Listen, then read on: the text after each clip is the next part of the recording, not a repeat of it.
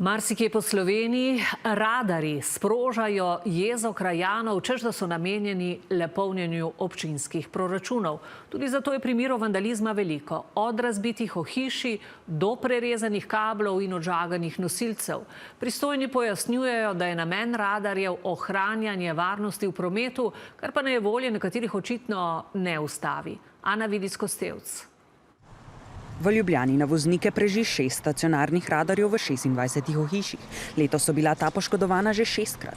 Na Zaloški cesti so nepridipravi na delu večkrat letno, na udaru je tudi druga lokacija.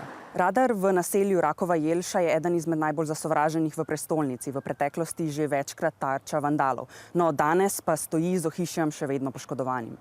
Radar je bil že večkrat pobarvan, lani pa so se nad njim znesli celo z betonom. Mestna občina Ljubljana pa ostaja jasna in sledi viziji nič, ki izpostavlja neprilagojeno hitrost kot glavno nevarnost in svoje ravnanje usmerjajo k njeni uresničitvi tudi z radarji. Nažalost bi bilo iluzorno pričakovati, da bomo ljudje vsi upoštevali pravila, nekateri se bojijo kazni, spet drugi, ne vem, policistov, tretji pa imajo intelekt, pa vejo, zakaj je potrebno voziti počasno. Podobne poškodbe ohišja se vrstijo tudi drugod. V začetku meseca smo poročali o 2 novih radarjih pri Novi Gorici. Le mesec po postavitvi so enemu prerezali električne kable, drugemu pa odžagali nosilce. In rešitev, s katero želijo v Ljubljani ohraniti radarje? Ta radar bo stal namesto 6 metrov na več kot 10.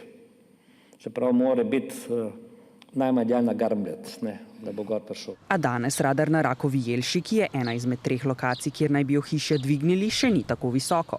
Na Zavodu za varno pot pa prav tako vidijo pomembnost postavljenih radarjev. Bolj me žalosti to, da ljudje sami ne ugotovijo, da je tam varnost za njih, da je to življenje, ljubezen, zdravje za njih. In nobene potrebe ni v takih strnjenih naseljih noreti, izigravati varnost, se delati nekega frajerja. Radarji v Mariboru pa so že privedli celo do množičnih protestov in vstaje proti takratnemu županu.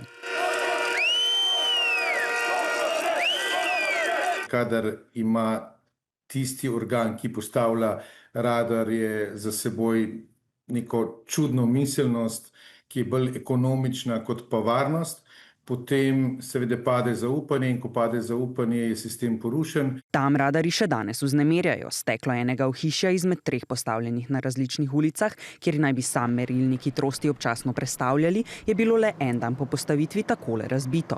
Po podatkih mestne občine Ljubljana pa so letos za popravila radarjev namenili že približno 1770 evrov.